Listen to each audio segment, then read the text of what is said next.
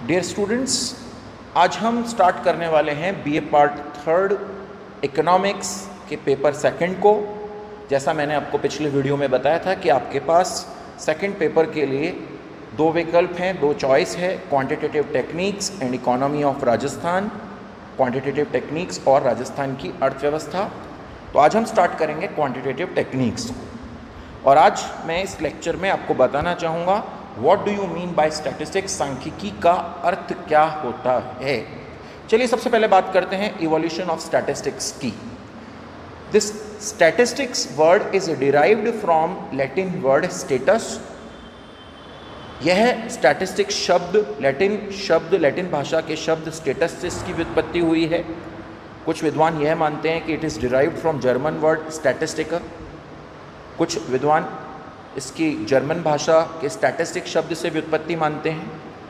और यहाँ पर जो स्टेटस या स्टैटिस्टिक का यूज़ किया जाता था, इन शब्दों का जो प्रयोग किया जाता था, वो राज्य या सरकार के लिए किया जाता था, स्टेट और गवर्नमेंट।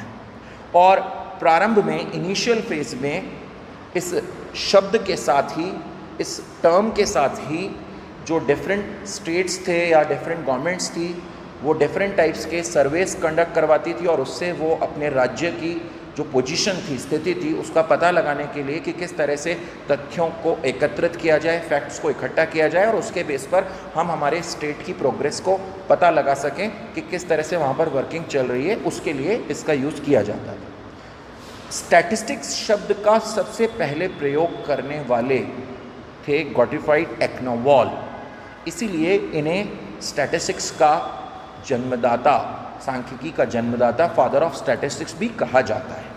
और आज हम देख रहे हैं कि किसी भी फील्ड में, किसी भी तरह की किसी प्रॉब्लम का अगर हमें एनालिसिस करना है, अगर हम किसी समस्या का विश्लेषण करना चाहते हैं, तो एक क्वालिटेटिव एस्पेक्ट प्रॉब्लम का होता है, एक गुणात्मक पक्ष उस समस्या का होता है, और दूसरा क्वांटिटेटिव एस्पेक्ट होता है, मात्रात्मक पक्ष होता है।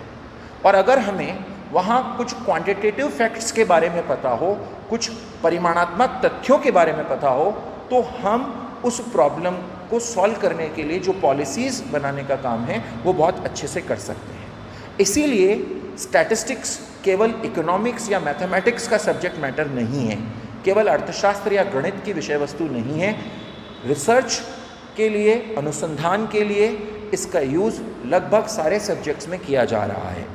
इसीलिए इसके इम्पॉर्टेंस को देखते हुए टिपेट ने कहा, statistics affects everybody and touches life at many points, कि सांख्यिकी जो शब्द है वह प्रत्येक व्यक्ति को प्रभावित करता है और हमारे जीवन के सभी बिंदुओं पर वह प्रभाव डालता है, उनको स्पर्श करता है। तो ये जो टिपेट का स्टेटमेंट है, इससे हम स्टैटिस्टिक्स की इम्पॉर्टेंस का अंदाज़ा लगा सकते हैं, हम सांख्यिकी के महत्व का मूल्यांकन कर सकते हैं। चलिए बात करते हैं कि what is the meaning of statistics, सांख्यिकी आखिर किसे कहते हैं, सांख्यिकी का अर्थ क्या होता है। तो यहाँ पर सांख्यिकी का मीनिंग दो तरीके से हम पढ़ सकते हैं। We can define the statistics in two ways, हम दो तरीके से सांख्यिकी को परिभाषित कर सकते हैं। Number one plural sense and number two singular sense, बहुवचन के रूप में और एक वचन के रूप में। जब हम बात करते हैं स्टैटिस्टिक्स एज प्लूरल सेंस, सांख्यिकी एक बहुवचन के रूप में, तो यहाँ हमारा स्टैटिस्टिक्स से मीनिंग है स्टडी ऑफ स्टैटिस्टिकल डेटा, सांख्यिकीय तथ्यों का अध्ययन। अब what do you mean by data? Data means quantitative facts which are systematically collected, कुछ ऐसे संख्यात्मक तथ्य जिन्हें व्यवस्थित रूप से एकत्रित किया गया हो, उन्हें सांख्यिकी कहा जाता है जब हम प्लूरल सेंस की बात करते हैं। जैसे मान लीजिए एक एग्जाम्पल लें कि the growth rate of India in a particular year is 6%, कि किसी निश्चित वर्ष में भारत की जो वृद्धि दर है वो 6% रही। तो ये एक स्टैटिस्टिकल डेटा है, एक स्टैटिस्टिकल इंफॉर्मेशन है, और अगर हम इसके बारे में पढ़ रहे हैं तो ये स्टैटिस्टिक्स के प्लूरल सेंस का सब्जेक्ट मैटर होता है। तो यहाँ पर हमें ध्यान रखना है कि in plural sense statistics means statistical study of statistical data सांख्यिकीय तथ्यों का, समंकों का या आंकड़ों का अध्ययन करना जिन्हें व्यवस्थित रूप से एकत्रित किया गया है, विच आर सिस्टमैटिकली कलेक्टेड। अब यहाँ पर आपको यह ध्यान रखना है कि there are two types of facts, quantitative facts and qualitative facts. तथ्य दो तरह के होते हैं, मात्रात्मक तथ्य और गुणात्मक तथ्य। जैसे अगर हम बात करते हैं कि विराट कोहली किसी मैच में अपनी इनिंग को आगे बढ़ा रहे हैं और उन्होंने उस मैच के अंदर टोटल मान लीजिए 150 रन्स बनाए, तो हमने विराट कोहली के 150 रन्स को कंसीडर किया, उनकी जो लास्ट 10 इनिंग्स थी उनके रन्स से उन्हें कंपेयर किया।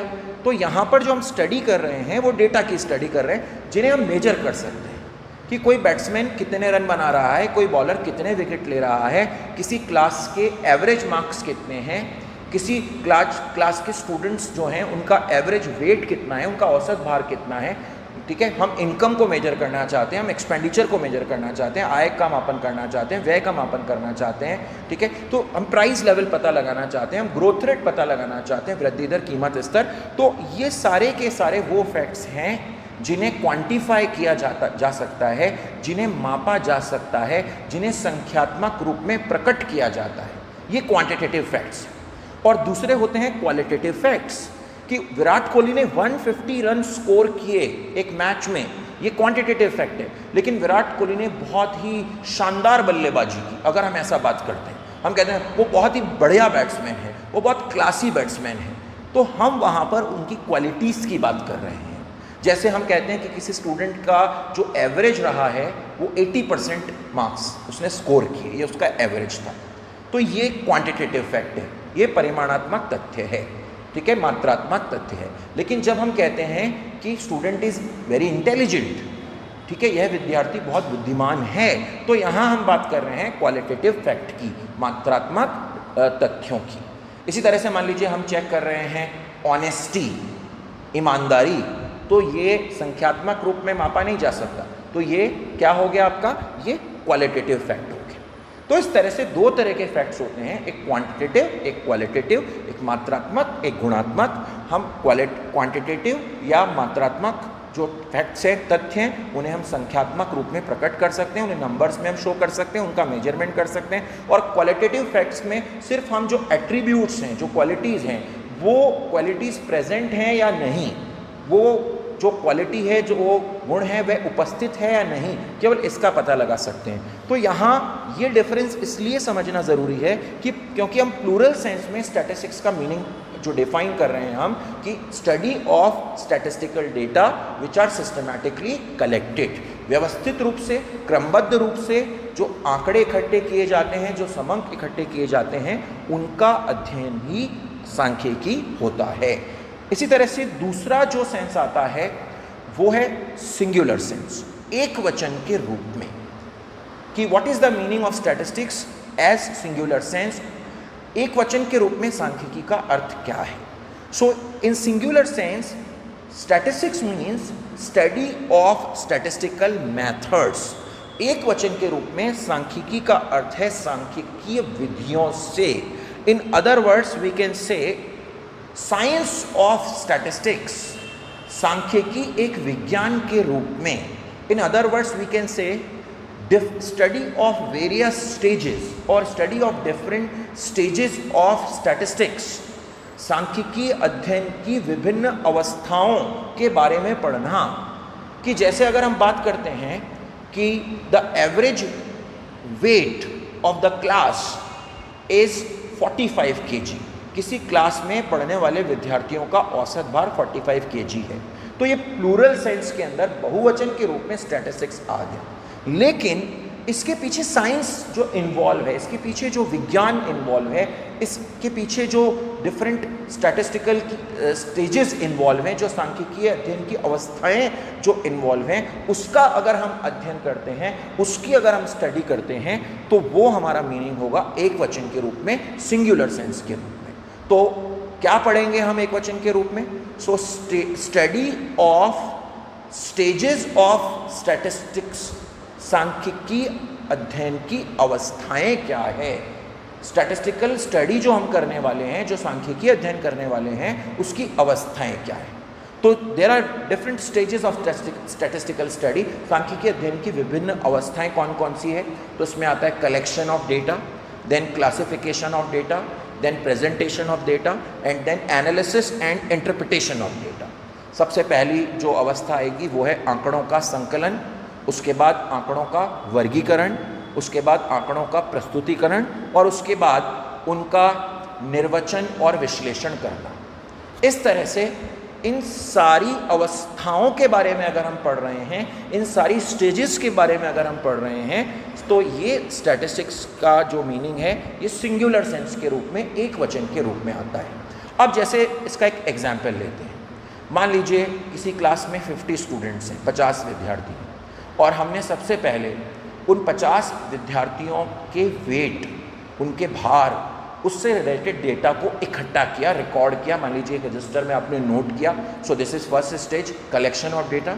उसके बाद आपने उनको क्लासीफाई किया, उनका आपने वर्गीकरण किया कि 30 से 40 kg जो वेट है उसमें कितने स्टूडेंट आ रहे हैं, 40 से 50 kg, 40 से 50 kg में कितने स्टूडेंट आ रहे हैं, 50 से 60 kg में कितने आ रहे हैं, 60 से 70 में कितने आ रहे हैं। इस तरह से आपने क्या किया, उसको क्लासीफाई किया, उनको वर्गीकृत कर लिया। उसके बाद आप उस इंफॉर्मेशन को डायग्राम से रिप्रेजेंट कर सकते हैं, तो प्रेजेंटेशन आ जाएगा हमारा। आप उसका डायग्राम बना सकते हैं, उसको ग्राफ से रिप्रेजेंट कर सकते हैं, तो प्रस्तुतिकरण आ जाएगा।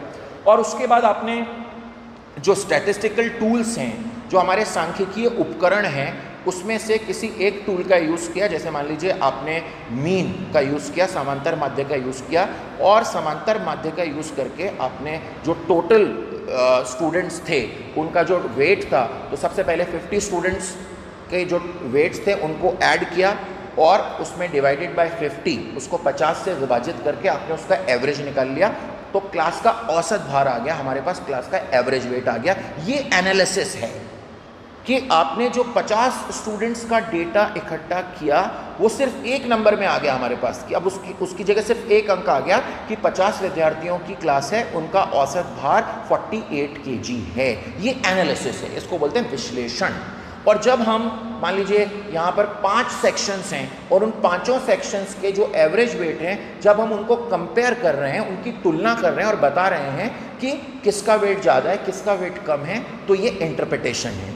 ठीक है, यानी हम निर्वचन कर रहे हैं। तो इस तरह से जब हम यहाँ पर इन सारी स्टेजेस के बारे में पढ़ते हैं, इन सारी अवस्थाओं के बारे में पढ़ते हैं, तो ये स्टैटिस्टिक्स का मीनिंग होता है सिंगुलर सेंस में। एक और एग्जाम्पल लेते हैं। मान लीजिए किसी बैट्समैन ने कोई क्रिकेटर है और वो बैट्समैन है, तो उसने अपनी 10 इनिंग्स में अलग अलग रन बनाए और आपको ये जिम्मा सौंपा गया कि आप उसका एवरेज जो निकालिए, आप उसकी जो पर इनिंग स्कोर है, प्रति इनिंग रन उसने कितना बनाया, उसका एवरेज क्या है वो निकालिए। तो आप क्या करेंगे, सबसे पहले उन 10 इनिंग्स के जो रन हैं उनके बारे में इंफॉर्मेशन कलेक्ट करेंगे। मान लीजिए विराट कोहली के लास्ट 10 इनिंग्स के हम एवरेज देखना चाहते हैं, तो हमने जो लास्ट 10 मैचेस उन्होंने खेले हैं और उन 10 मैचेस के जो स्कोर्स थे उनके बारे में इंफॉर्मेशन इकट्ठा की, ये कलेक्शन हो गया। उसके बाद हमने वहाँ पर ये देखा कि 50 से कम कितना बनाया, 50 से 100 के बीच में कितना बनाया, 100 से ज़्यादा कितना बनाया। तो ऐसा करके हमने क्या किया, उसको क्लासीफाई कर दिया, उसको वर्गीकृत कर दिया और फिर हमने टोटल 10 इनिंग्स के रन को डिवाइडेड बाय 10 किया और उसका क्या किया, हमने एवरेज निकाल लिया, उसका औसत निकाल लिया। और मान लीजिए वो औसत आता है 62, तो ये आपका हो गया एनालिसिस। और जब आप विराट कोहली की लास्ट 10 इनिंग्स के एवरेज को, विराट कोहली की लास्ट 10 पारियों के औसत को और जो विश्व के 10 बल्लेबाज हैं, 10 बैट्समैन हैं, उनसे कंपेयर करते हैं, उनसे तुलना करते हैं कि किसका कितना एवरेज रहा है और विराट कोहली वहाँ किस नंबर पे आ रहे हैं, तो उसको हम बोलते हैं इंटरप्रिटेशन, निर्वचन करना। तो मैंने यहाँ 2 एग्जाम्पल्स आपको दिए हैं कि जब हम स्टैटिस्टिक्स की जो डिफरेंट स्टेजेस हैं स्टडी करने की, जो सांख्यिकी अध्ययन की विभिन्न अवस्थाएं हैं, उनके बारे में जब हम पढ़ रहे हैं, तो वो स्टैटिस्टिक्स का मीनिंग होता है सिंगुलर सेंस। तो एक बार मैं फिर से कंक्लूड करूंगा कि what is the meaning of statistics as plural sense, As plural sense, statistics means numerical data, numerical facts which are systematically collected. वे संख्यात्मक तथ्य जिन्हें क्रमबद्ध रूप से एकत्रित किया जाता है वे सांख्यिकी कहलाते हैं। इसी तरह से अगर हम बात करते हैं second, statistics as singular sense. Singular sense means study of statistical methods और science of statistics. What type of methods? Methods related to collection of data, then classification of data, presentation of data and analysis and interpretation of data. तो ये हमारा आज का जो topic था meaning of statistics, इसको हम यहीं पे समाप्त करते हैं और नेक्स्ट वीडियो में हम आगे जो स्टैटिस्टिक्स की इम्पोर्टेंस और लिमिटेशंस हैं उनको हम डिस्कस करेंगे।